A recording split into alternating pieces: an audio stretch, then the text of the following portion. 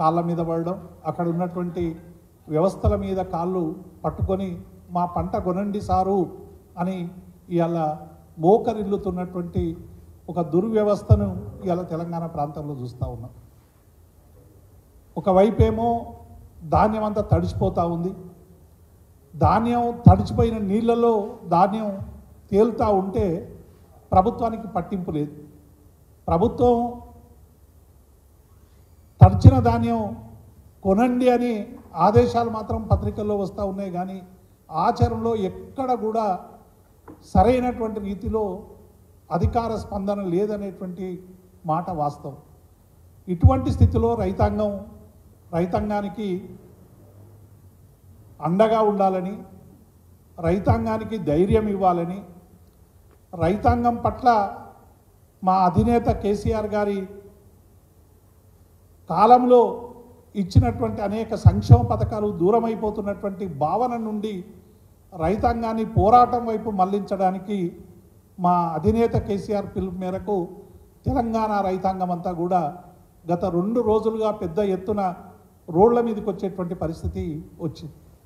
అనేక ప్రాంతాల్లో పెద్ద ఎత్తున ధర్నాలు జరిగినాయి. రైతాంగం అంతా కూడా రోడ్ల మీదకి వచ్చి, ఓ ప్రభుత్వమా, నువ్వు కనీసం మాకు భరోసా ఇవ్వకున్నా మేము తెచ్చిన గింజలు కొనండి అని ప్రాధేయపడతా ఉంటే ఇవాళ ఈ ప్రభుత్వానికి కనికరం లేకపోవడం అనేటువంటిది ఇవాళ మనం చాలా స్పష్టంగా చూస్తూ ఉన్నాం. అందుకే మేము ఈ ప్రభుత్వాన్ని డిమాండ్ చేస్తూ ఉన్నాం. వెంటనే మీరు ధాన్యాన్ని అన్నీ కొనండి. ధాన్యాన్ని కొనడమే కాదు, ఇంకొక వైపు మొన్న ముఖ్యమంత్రి గారు రేవంత్ రెడ్డి గారు మాటలు చూస్తూ ఉన్నాం. మనం అనేక అడ్వర్టైజ్మెంట్లు చూస్తుంటాం, కార్పొరేట్ కంపెనీలే కానీ లేకుంటే మిగతా కంపెనీల అడ్వర్టైజ్మెంట్లు చూస్తాం. 50% ఆఫ్ అని పెడతారు, చిన్నగా ఎక్కడనో కండిషన్ సప్లై అని పెడతారు. ఇవాళ ప్రభుత్వ పరిస్థితి కూడా కండిషన్ అప్లైకి వచ్చింది.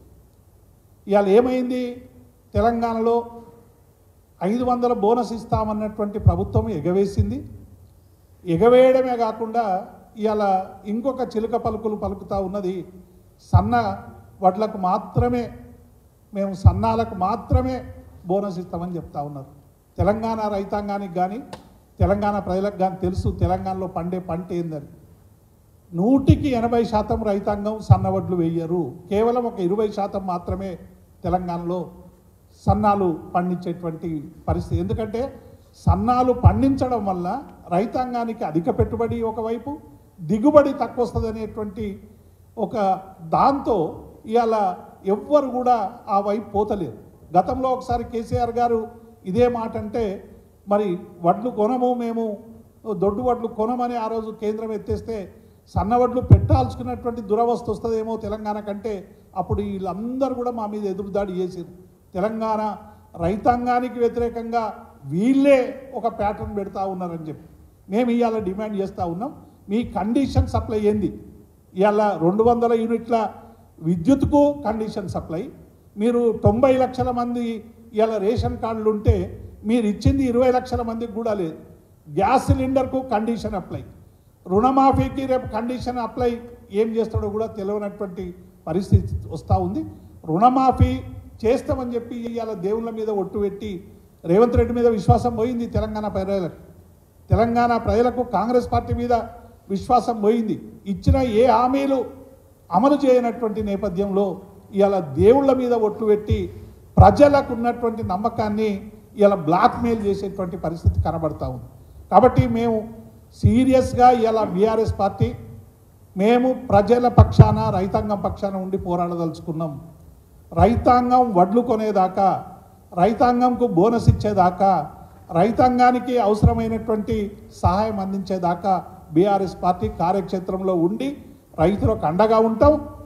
ఏ మేరకైనా పోరాటాలు చేయడానికి బీఆర్ఎస్ పార్టీ సిద్ధంగా ఉండాలని మా కేసీఆర్ గారు ఇచ్చినటువంటి పిలుపుని అందుకొని ఇవాళ రైతాంగం అంతా కూడా పెద్ద ఎత్తున నిరసనలకు దిగుతుందనేటువంటి విషయాన్ని మేము స్పష్టం చేస్తూ ఉన్నాం. అట్లాగే రెండవది, అసలు ఈ పరిపాలన ఎట్లయిపోయిందంటే పేరుకేమో ప్రజాపాలన, ఇలా ప్రభుత్వ పనితీరు చూస్తూ ఉంటే ఇది పన్నుల పాలనగా మారేటువంటి అవకాశం కనబడతా ఉంది, భయం అవుతూ ఉంది. నిన్న రివ్యూ మీటింగ్లో రేవంత్ రెడ్డి గారు ఎట్లా వనరులు సమీకరించుకోవాలి, ఏ వనరులు అన్నీ పెంచాలి, రిజిస్ట్రేషన్ ఛార్జీలు పెంచాలి, విద్యుత్ ఛార్జీలు పెంచాలి, ఎట్లా ఆదాయ మార్గాలు ఎట్లా సమీకరించుకోవాలని చెప్తా ఉన్నాడు. ప్రజాపాలన అంటే కేవలం పన్నులు వేయడమేనా? ఈ 5 నెలల పాలనలో మీరు చేసింది ఏంది? 18,300 కోట్లేమో అప్పులు తెచ్చిండ్రు. అట్లాగే కేవలం 1వ తారీఖు నాడు వేతనాలు మాత్రమే వేస్తున్నారు తప్ప మిగతా సంక్షేమ పథకాలు లేవు. ఆనాడు కేసీఆర్ గారు 7,500 కోట్లు రైతుల గురించి, రైతు బంధు గురించి పెట్టినటువంటి డబ్బునే ఇలా రైతు బంధుకు మీరు ఇచ్చారు తప్ప ఎక్కడ కూడా అదనంగా ఇలా ప్రజానీకానికి ఆదుకున్నటువంటి పరిస్థితి ఎక్కడా కనబడలేదు.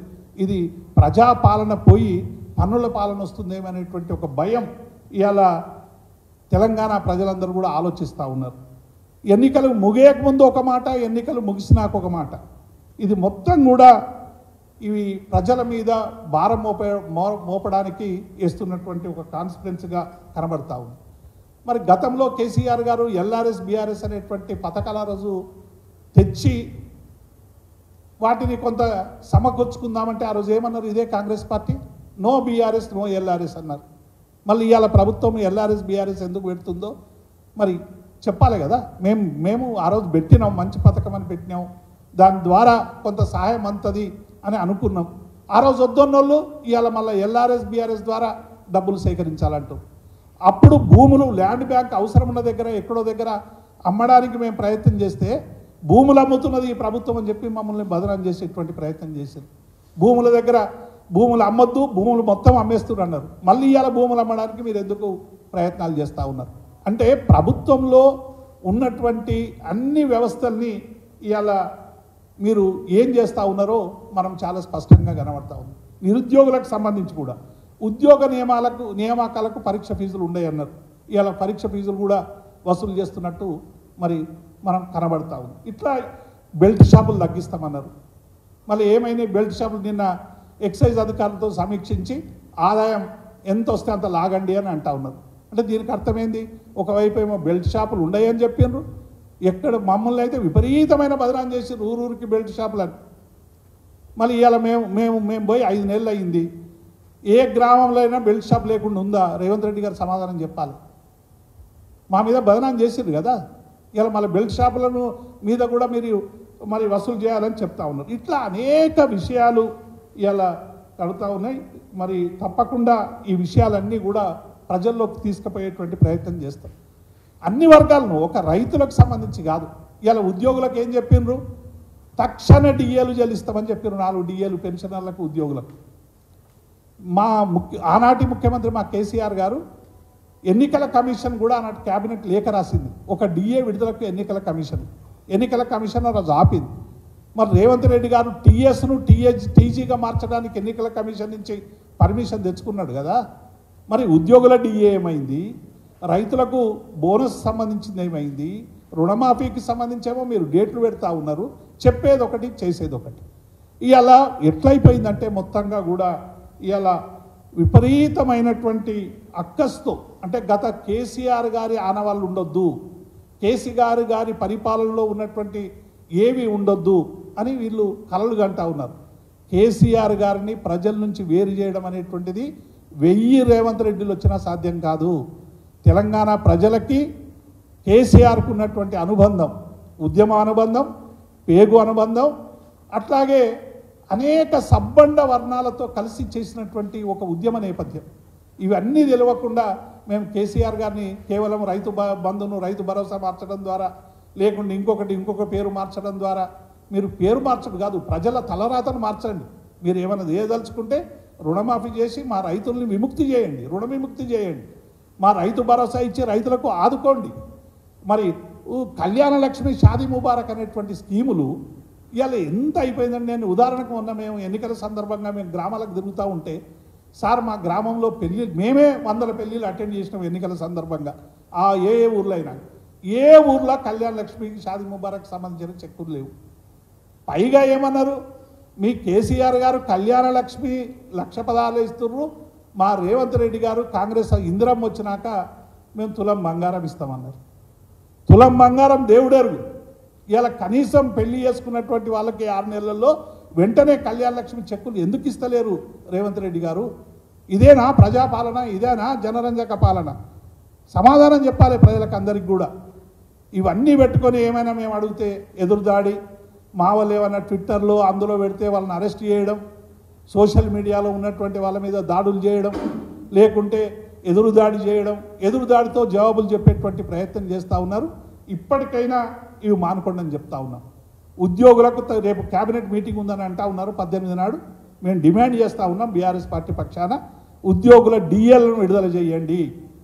ఎంత విచిత్రం అంటే మొన్న నారాయణఖేడ్లో ఎన్నికల సంబంధించినటువంటి భత్యాలలో కొంత డిస్పారిటీ వచ్చింది.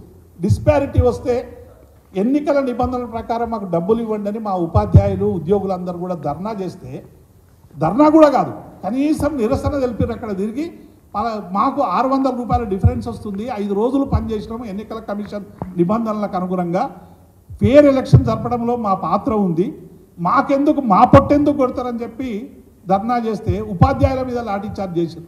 ఈ 10 ఏళ్లలో 10 ఏళ్లే కాదు, నేను ఒక 35 సంవత్సరాలు ఉద్యోగ సంఘాల నేతగా పనిచేసినటువంటి సందర్భంలో ఎన్నడూ కూడా ఎన్నికల కమిషన్ దగ్గర ఏదైనా కావాలని అడిగినప్పుడు ధర్నా చేసినటువంటి దాఖలాలు లేవు. మరి ఎందుకు, మరి ఇంత ప్రేమ ఉన్నటువంటి వాళ్ళు ఆ సంబంధిత అధికారుల మీద చర్యలు ఎందుకు తీసుకోరు? ఈ లాఠీ ఛార్జ్ని ఎందుకు ఖండించరు? ఈ లాఠీ ఛార్జ్కు దారి తీసినటువంటి పరిస్థితులను ఎందుకు చేయరు అనేటువంటి విషయాన్ని కూడా మేము ప్రశ్నిస్తూ ఉన్నాం. కేవలం 1వ తారీఖు నాడు వేతనం ఇస్తున్నామని బారాకూన్ మాఫ్లాగా ఇలా ప్రభుత్వం తయారైంది. 2019 వరకు కేసీఆర్ గారు కూడా ఫస్ట్కే వేతనాలు ఇచ్చారు. మేము ఎన్నడూ 1వ తారీఖు వేతనాలు ఇవ్వనట్టు ఇలా బొంగుతూ ఉన్నారు. 2019 మరి జూన్ వరకు కూడా మేము ఫస్ట్కే వేతనాలు ఇచ్చినాం. ఆ తర్వాత కరోనా పరిస్థితులు, రకరకాల ఆర్థిక మాంద్యం వల్ల కొంత ఆలస్యమైనటువంటి మాట నిజం. కానీ ఇలా 1వ తారీఖు నాడు వేతనం ఇస్తున్నామనే పేరు మీద ఉపాధ్యాయుల మీద లాఠీ చార్జ్ చేస్తారు. ఉపాధ్యాయుల సమస్యలు పట్టించుకోరు, ఉద్యోగుల సమస్యలు పట్టించుకోరు, డిఏలు ఇయ్యరు. అంటే ఈ మొత్తంగా కూడా చూస్తూ ఉంటే అంటే కాంగ్రెస్ పార్టీ ఇచ్చినటువంటి అన్ని వాగ్దానాల్ని భంగం చేసింది. కాబట్టి ఈ రేపు జరిగేటువంటి క్యాబినెట్ మీటింగ్లో మరి వెంటనే వీటికి సంబంధించినటువంటి ఉత్తర్వులు ఇవ్వాలని మేము డిమాండ్ చేస్తూ ఉన్నాం. రైతాంగాన్ని ఫస్ట్ ప్రియారిటీగా ఆదుకోవాలి. రైతాంగానికి మీరు సన్నవడ్లకు బోనస్ అని మళ్ళీ మొదలు పెడితే, మా కేసీఆర్ గారు ముఖ్యమంత్రి ఉన్నప్పుడే ఢిల్లీ దాకా పోయి మేము ధర్నా చేసినాం. ధర్నా చేసి నూకలు తినమని ఒక ఆయన పీయూష్ గోయల్ అని ఒక ఆయన సెలవిస్తే ఆయనకి ఎట్లా సమాధానం చెప్పినామో, రేపు డెఫినెట్గా సన్నాలు కాదు, తెలంగాణలో పండేటువంటి వరి ధాన్యాలన్నిటికి కూడా మీరు బోనస్ ఇవ్వాలి. బోనస్ ఇవ్వడమే కాదు, వాటికి సంబంధించి ఇలా తడిచిపోయినటువంటి ధాన్యాన్ని కొని రైతాంగం పక్షాన నిలబడాలి. మేము రైతుల పక్షం అన్నారు, మమ్మల్ని చాలా తిట్టిర్రు, ఏమో చేసినారు, అది పగలగొట్టినామన్నారు, ఇది పగలగొట్టినామన్నారు. ఇలా ఆఖరికి ప్రజల జీవితాలనే పగలగొట్టేటువంటి పరిస్థితి వచ్చింది తప్ప ప్రజారంజక పాలన అనేటువంటిది ఒక అపహాస్యంలాగా తెలంగాణలో తయారైంది. వెంటనే సరిదిద్దుకొని రైతులకు అన్ని వర్గాలకు ఇచ్చినటువంటి హామీలను అమలు చేయాలని డిమాండ్ చేస్తాం.